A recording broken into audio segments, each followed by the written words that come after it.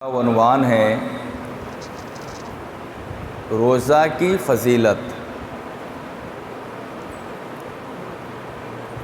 رمضان شریف کی اہمیت کا اندازہ آپ اس سے لگائیں کہ اللہ تبارک و تعالی نے مہینے کا 12 نام رکھا، یعنی مہینے کو 12 حصے میں تقسیم کیا۔ ایک سال 12 مہینے کا ہوتا ہے۔ پورے قرآن میں صرف اور صرف کسی مہینے کا نام اگر ملتا ہے تو وہ ہے رمضان شریف کا مہینہ، اور اسی رمضان شریف ہی میں اللہ تبارک و تعالی نے قرآن کو نازل فرمایا۔ رمضان کی فضیلت کا اندازہ آپ اس سے لگائیں کہ رمضان شریف میں حضرت جبریل آقا علیہ السلام کی بارگاہ میں حاضر ہوتے تھے تاکہ حضرت جبریل علیہ السلام رسول اللہ صلی اللہ علیہ وسلم کو قرآن سنائیں اور حضور آقا علیہ السلام سے وہ خود قرآن سنیں۔ لوگوں کو اگر اس بات کا علم ہو جائے کہ رمضان کی اہمیت اور فضیلت کیا ہے تو لوگ چاہیں گے کہ پورا سال رمضان ہو۔ آپ یہ بات بھی اپنے ذہن میں رکھیں کہ اللہ کے نبی سید عالم صلی اللہ تعالیٰ علیہ وسلم کی حدیث ہے کہ جب رمضان آتا ہے فتحت ابواب الجنہ، جنت کے دروازے کھول دیے جاتے ہیں۔ اب جنت کے دروازے کھول دیے جاتے ہیں اور آگے ہے وہ غلقت ابواب و جہنما، اور جہنم کے دروازے بند کر دیے جاتے ہیں۔ یہاں یہ سمجھنا ہے کہ جنت کے دروازے کھول کیوں دیے جاتے ہیں اور جہنم کے دروازے بند کیوں کیے جاتے ہیں۔ امام اہل سنت مولانا شاہ اعلی حضرت رضی اللہ تعالی عنہ نے باقاعدہ فتویٰ رضویہ شریف جلد 4 کتاب الجنائز میں بات لکھی ہے کہ رمضان کے مہینے میں اگر ایک کافر بھی مرتا ہے، کون مرتا ہے، تو رمضان بھر اس کافر پر عذاب کا نزول نہیں ہوتا ہے۔ اب ایک کافر پر جب اللہ تبارک و تعالیٰ کی یہ مہربانی ہوتی ہے کہ رمضان بھر اسے عذاب نہیں دیا جاتا ہے تو ایک عام مسلمان پر کتنا بڑا اس کا کرم ہوگا۔ پھر اس کا اندازہ آپ اس سے لگائیں وہ مسلمان جو روزہ رکھتا ہے اور روزے کی حالت میں انتقال کرتا ہے تو اس پر اللہ کا انعام و اکرام کتنا بلند ہوتا ہوگا۔ کتابوں میں آتا ہے، اللہ کے نبی سید عالم صلی اللہ علیہ وسلم نے ارشاد فرمایا، رمضان شریف میں مرنے والا مسلمان کتنا ہی بڑا گنہگار کیوں نہ ہو، وہ اگر صاحب ایمان ہے، صاحب اسلام ہے، مومن ہے، تو قیامت تک قبر میں نہ اسے عذاب دیا جائے گا اور نہ وہ کسی بلاؤں اور مصیبتوں میں گرفتار ہوگا۔ اس کے معاملات قیامت تک پینڈنگ رہیں گے۔ اب قیامت کے دن اللہ تبارک و تعالی چاہے تو اس سے پوچھ گچھ کرے، اس سے حساب و کتاب کرے، چاہے تو اللہ تبارک و تعالی میدان محشر میں بغیر حساب کے بھی اسے جنت میں جگہ دے دے، یہ اس کی مرضی پر ہے۔ ہاں اتنی بات کنفرم ہے کہ بندہ مومن جب رمضان شریف میں یا جمعہ کے دن انتقال کرتا ہے، چاہے وہ شب جمعہ ہو چاہے روزے جمعہ ہو، اس بندہ مومن سے نہ کچھ عذاب کا معاملہ ہوتا ہے اور نہ دیگر قبر کی ہولناکیاں والا مسئلہ ہوتا ہے۔ اب حدیث میں ہے غلقت ابواب و جہنما، جہنم کے دروازے بند کر دیے جاتے ہیں۔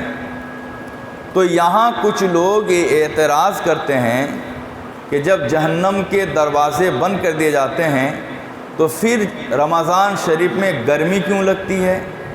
کیونکہ حدیث پاک میں ہے، بخاری شریف میں ہے، اللہ کے نبی سید عالم صلی اللہ علیہ وسلم نے فرمایا کہ جہنم جب سانس لیتا ہے تو سردی بڑھتی ہے، اور جہنم جب سانس چھوڑتا ہے تو گرمی بڑھتی ہے۔ تو جب جہنم کا دروازہ بند ہی کر دیا جاتا ہے تو پھر رمضان شریف میں انسان کو گرمی کیوں لگتی ہے؟ اس کی وجہ کیا ہے؟ تو اس کا جواب یہ ہے جو حدیث پاک میں ہے، غلقت ابواب و جہنما، جہنم کے دروازے بند کر دیے جاتے ہیں۔ جہنم کے دروازے بند کر دیے جانے کا یہاں مطلب یہ ہے کہ اب وہ تمام لوگ جو قبر میں ہیں، چاہے وہ ہندو ہو کہ مسلم ہو، جو مر چکے ہیں، رمضان شریف کے مہینے میں کسی بھی گنہگار کو، چاہے مسلمان ہو کہ کافر ہو، اس پر جہنم کی گرمی نہیں پہنچتی ہے۔ بولو سبحان اللہ۔ تو اللہ تبارک و تعالی رمضان شریف میں کتنا مہربان ہوتا ہے بندے پر، آپ اس کا اندازہ لگائیں۔ وہ مشرکین جن کے بارے میں، وہ کفار جن کے بارے میں اللہ تبارک و تعالی نے خود فرمایا وَعِدَّتْ لِلْكَافِرِينَ، جہنم کافروں کے لیے بنایا گیا ہے۔ جب جہنم کافروں کے لیے بنایا گیا ہے اور کافروں کو ہمیشہ جہنم ہی میں رہنا ہے اور اس کا عذاب چکھنا بھی ہے، پھر بھی دیکھو اللہ رمضان شریف میں کتنا کرم فرماتا ہے۔ یہ کافر جو اس کا مغضوب بندہ ہے، اس پر بھی وہ کرم کرتا ہے اور اس پر بھی جہنم کی گرمی نہیں چھوڑتا ہے۔ تو اے روزے دار مسلمانوں، تم اپنا کمال اور اللہ کا تم پر کتنا احسان، اس کا اندازہ اس سے لگاؤ کہ اس نے تمہیں روزہ رکھنے کی توفیق سے نوازا ہے۔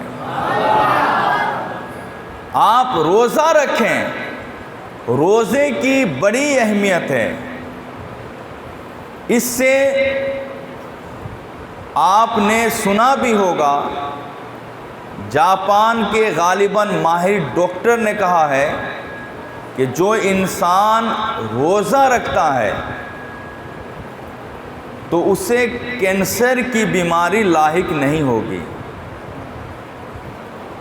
اب غور کریں، ماہر ڈاکٹر یہ بھی کہتے ہیں کہ ہر آدمی کو چاہیے مہینے میں کم از کم 3 دن بھوکا رہیں۔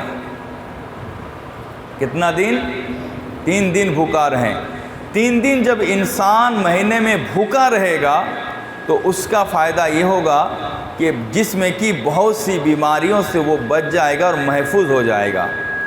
تو آپ دیکھو اللہ کے نبی سید عالم صلی اللہ علیہ وسلم نے فرمایا کہ ہر مہینے کے 13، 14، 15 تاریخ کو خود اللہ کے نبی صلی اللہ علیہ وسلم نے روزہ رکھا اور اپنی امت کو بھی فرمایا کہ ہر مہینے کے 13، 14، 15 تاریخ کو تم نفل کے طور پر ہی سے ہی تم روزہ رکھو۔ تو آج سے 1400 سال پہلے جن باتوں کو اللہ کے نبی سید عالم صلی اللہ علیہ وسلم نے ارشاد فرمایا، آج وہ ساری باتیں صادق ہو رہی ہیں۔ آج تو لوگ ریسرچ کر کے بتاتے ہیں، لیکن میرے مصطفیٰ کی زبان پہ خدا بولتا تھا، مصطفیٰ سیدھے بندوں تک پہنچا دیا کرتے تھے۔ اور ایک حدیث کہ اللہ کے نبی سید عالم صلی اللہ علیہ وسلم نے ارشاد فرمایا، آپ یہ بھی پڑھ چکے ہیں حدیث کی کتابوں میں کہ قیامت کا منظر بڑا بھیانک اور پرخطر منظر ہوگا۔ قیامت کا تو یہ عالم اور حال ہوگا کہ زمین پگھل کر تانبے کی طرف بہہ رہی ہوگی، آسمان سورج سوا نیزے پہ ہوگا، گنہگار لوگ پسینے میں ڈوبے ہوں گے، لوگ شفیع کی تلاش میں ادھر ادھر بھاگتے ہوں گے، لیکن اس پرخطر بھیانک منظر اور ماحول میں بھی ایک جماعت ایسی ہوگی جن کو نہ قیامت کی گرمی لگے گی نہ ان کے ساتھ کچھ دقت کا معاملہ ہوگا۔ وہ صرف اور صرف کون ہیں؟ وہ صرف اور صرف روزے دار حضرات ہیں۔ اللہ کے نبی سید عالم صلی اللہ علیہ وسلم نے ارشاد فرمایا، اِنَّا فِي الْجَنَّةِ ثَمَانِيَةَ أَبْوَابٍ، بے شک جنت میں 8 دروازے ہیں، منہا بابن یسمى ریان، ان میں سے ایک دروازے کا نام باب الریان ہے، لا يدخلہ الا الصائمون، اللہ کے نبی صلی اللہ علیہ وسلم نے فرمایا کہ اللہ تعالیٰ اس دروازے سے صرف اسی بندے کو داخل فرمائے گا جس نے رمضان شریف کی پیاس برداشت کر کے روزہ رکھا۔ محدثین کرام نے فرمایا آخر وجہ کیا ہے اللہ تبارک و تعالی روزے داروں کو اس دروازے سے داخل فرمائے گا؟ تو خود محدثین اس سلسلے میں فرماتے ہیں قیامت کے دن ہر روزے دار سے اللہ فرمائے گا کہ اے روزے دار بندو، تم نے میری محبت میں بھوک اور پیاس برداشت کی، لہٰذا آج قیامت کا منظر ہے، لوگ پریشانی کے عالم میں ہے، سارے روزے داروں مومنوں تم باب الریان کے سامنے آ جاؤ۔ تو سارے روزے دار باب الریان کے سامنے کھڑے ہو جائیں گے، اس کے بعد اللہ کا حکم ہوگا، جنت باب الریان کھل جائے گا، جنت سے ٹھنڈی ٹھنڈی ہوائیں آئیں گی اور یہ لوگ آرام سے وہاں قیام کریں گے۔ تو الحمدللہ ہمیں اللہ کی ذات سے یقین ہے کہ میدان محشر میں ہمیں بھی باب الریان میں جگہ ملے گی اور ہمیں وہاں بیٹھنے کا موقع نصیب ہوگا۔ روزہ رکھنے سے پہلے آپ 2 چیزوں کا خاص کر کے خیال رکھیں، اگر 2 چیز آپ میں نہیں ہوگی تو پھر آپ کا روزہ آپ کو فائدہ نہیں دے گا۔ نمبر 1، اللہ کے نبی سید عالم صلی اللہ علیہ وسلم نے ارشاد فرمایا، من صام رمضان ایمانا و احتسابا غفر لہ ما تقدم من ذنبہ۔ میرے آقا علیہ السلام نے فرمایا، من صام رمضان ایمانا و احتسابا غفر لہ ما تقدم من ذنبہ، جس انسان نے رمضان کا روزہ رکھا ایمان کی حالت میں اور ثواب کی نیت سے، کس کی نیت سے؟ ثواب کی نیت سے، مخلص ہو کر خلوص دل سے اللہ کا حکم مانتے ہوئے، غفر لہ ما تقدم من ذنبہ، تو اللہ تعالیٰ اس کے پچھلے سارے گناہوں کو معاف فرما دے گا۔ تو اللہ کے نبی نے جو فرمایا من صام رمضان ایمانا، جس نے رمضان کا روزہ ایمان کے ساتھ رکھا، اس سے 2 بات معلوم ہوئی، جس کا ایمان نہیں ہے اور اس نے روزہ رکھا تو اس کا روزہ اسے کچھ بھی فائدہ دینے والا نہیں ہے۔ مثال کے طور پر کفار اور حنادق لوگ وہ بھی اپنے طور سے روزہ رکھتے ہیں، ان کے بھی مذہبی روزہ ہوتا ہے، تو اب ان کا روزہ انہیں کچھ فائدہ دینے والا نہیں ہے کیونکہ وہ صاحب ایمان نہیں ہے۔ ایسے ہی وہابیہ دیوبندی جو حد کفر کو پہنچ چکے ہیں، ان کا روزہ بھی انہیں کچھ فائدہ دینے والا نہیں ہے۔ وہ احتساباً، اور جس نے خلوص نیت سے روزہ رکھا اور ثواب کی نیت سے روزہ رکھا۔ اب اس کا دو مطلب ہے، ایک آدمی نے خلوص سے روزہ نہیں رکھا، ریاکاری کے طور پہ روزہ رکھا، دنیا کو دکھانے کے لیے روزہ رکھا، یا مان لیجئے وہ کہیں جا رہے ہیں، رمضان شریف کا مہینہ ہے، گھر پہ تو روزہ نہیں رکھا، وہ اس نیت سے اس دن روزہ رکھ لیا کہ ہم وہاں جائیں گے اور کھانا مانگیں گے تو کیا کہیں گے، چلو آج روزہ رکھ لیتے ہیں۔ تو اب اس نیت سے اگر کسی نے روزہ رکھا تو اس کو بھی روزہ کا کوئی فائدہ ہونے والا نہیں ہے، اس سے بھی اس کا کچھ گناہ مٹنے اور معاف ہونے والا نہیں ہے۔ یوں ہی مان لیجئے کسی کو ڈاکٹر نے کہا کہ تم کھانا پینا چھوڑ دو، تم اتنا دن کھانا پینا چھوڑ دو تو تمہاری طبیعت اچھی ہو جائے گی۔ تو اس نے سوچا جب کھانا پینا چھوڑنا ہے تو چلو روزہ رکھ لیتے ہیں، میری طبیعت اچھی ہو جائے گی۔ تو اس کا روزہ بھی اس کو کوئی فائدہ دینے والا نہیں ہے، کیونکہ اس نے یہاں ثواب کی نیت سے روزہ نہیں رکھا، علاج کی نیت سے روزہ رکھا، دوا کی نیت سے روزہ رکھا۔ ہاں اگر ایک آدمی یہ نیت کر لیا کہ مجھے اللہ کے لیے روزہ رکھنا ہے، پھر اس کے بعد وہ ثواب بھی پالے گا اور اس کا علاج کا کام بھی ہو جائے گا۔ بس آپ اگر روزہ رکھیں تو علاج کی نیت نہ کریں، ثواب کی آپ نیت بنا لیں تو دونوں کام آپ کا ہو جائے گا۔ یہ وہ مسئلے تھے، یہ وہ حدیثیں تھیں جو میں نے آپ کے سامنے فرمایا۔ سب سے بڑی بات یہ ہے، اللہ کے نبی سید عالم صلی اللہ علیہ وسلم نے یہ بھی فرمایا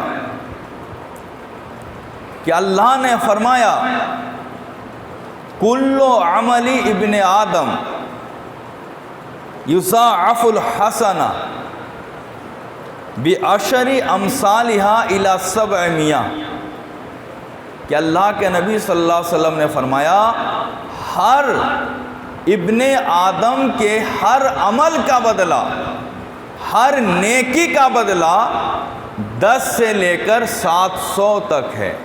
کتنے تک ہے؟ یعنی ایک آدمی نے اگر 1 روپیہ صدقہ کیا، اب اللہ تعالیٰ چاہے تو اسے 1 روپیے کے بدلے میں 10 روپیہ کا ثواب دے، چاہے تو اللہ تعالیٰ اسے 1 روپیے کے بدلے میں 700 روپیہ کا ثواب عطا فرمائے۔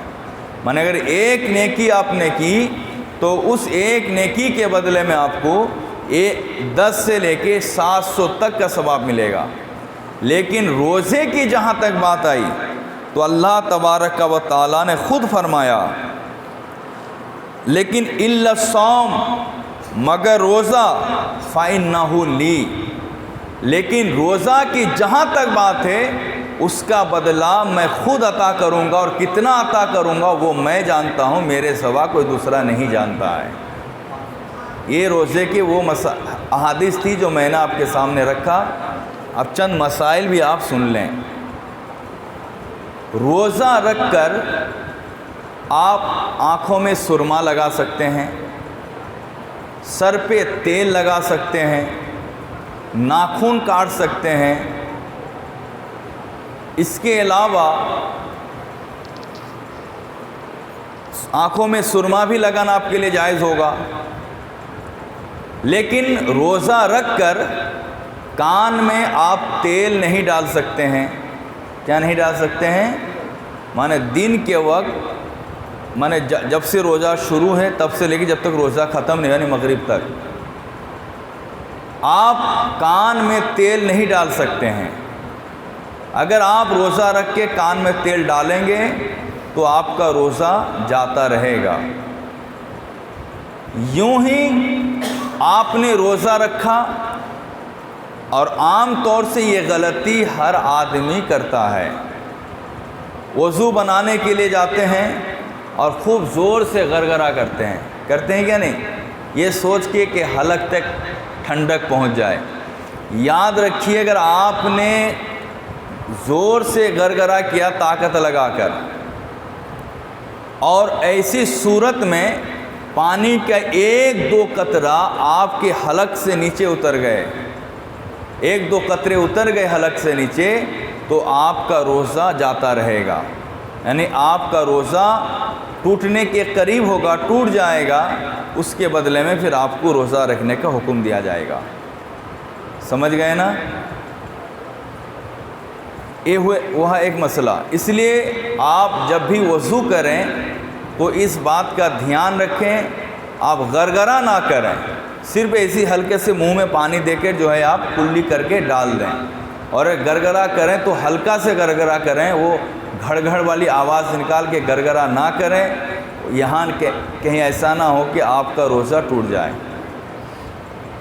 یوں ہی ایک آدمی روزہ رکھا ہے اور وہ پاخانہ کے وقت بہت ہی مبالغہ کے ساتھ وہ پانی لے رہا ہے، یہاں تک کہ پاخانہ کے راستے سے کچھ پانی اندر چلا گیا، تو اس سے بھی آپ کا روزہ ٹوٹ جائے گا۔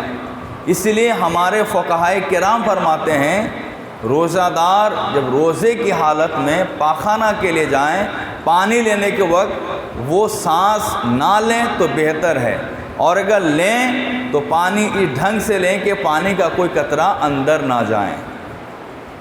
بات سمجھ میں آ گئی؟ ہاں، روزہ رکھ کر اگر آپ نے انجیکشن لیا ہے یا آپ کو سلائن لگ گئی ہے تو اس سے آپ کا روزہ نہیں ٹوٹے گا۔ البتہ روزے کی حالت میں سلائن اور انجیکشن کا لینا یہ مکروہ ہے، آپ چاہیں تو اس سے بچ سکتے ہیں۔ یوں ہی کسی نے روزہ رکھا، رکھنے کے بعد مان لیجئے پیٹ گرم ہو گیا یا کوئی دقت ہو گئی تو اسے خود بخود الٹی آ گئی۔ ایک ہوتا ہے انگلی گھسا کر الٹی کرنا، اور ایک ہوتا ہے خود سے الٹی کا ہو جانا۔ اگر الٹی خود سے ہو گئی آپ کو تو چاہے ایک بالٹی کیوں نہ ہو تو اس سے آپ کا روزہ نہیں ٹوٹے گا، اور اگر آپ نے انگلی گھسا کر آپ نے کچھ کھانا باہر نکالا، پھر ایک دو بھات یا چاول یا کچھ بھی اندر چلا گیا تو اس سے آپ کا روزہ ٹوٹ جائے گا۔ اس بات کو آپ خیال رکھیں کہ آپ خود سے الٹی نہ کریں، خود سے اپنے سے ہو جائے تو کوئی حرج نہیں ہے۔ ایسے ہی میں دیکھتا ہوں بہت سے لوگوں کو، وہ روزہ رکھ کر ہر 2 منٹ میں جا کے باہر تھوک پھینک کے آتے ہیں۔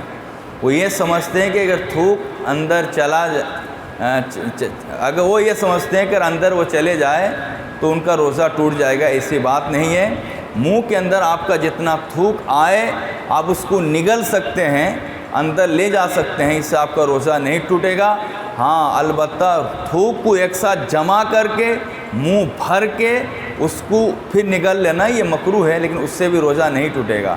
مانے باہر سے کوئی چیز اندر جائے تو روزہ ٹوٹتا ہے، اندر کی چیز اندر چلی جائے تو اس سے روزہ نہیں ٹوٹتا ہے۔ ان باتوں کو آپ اپنے ذہن میں رکھیں، خیال رکھیں۔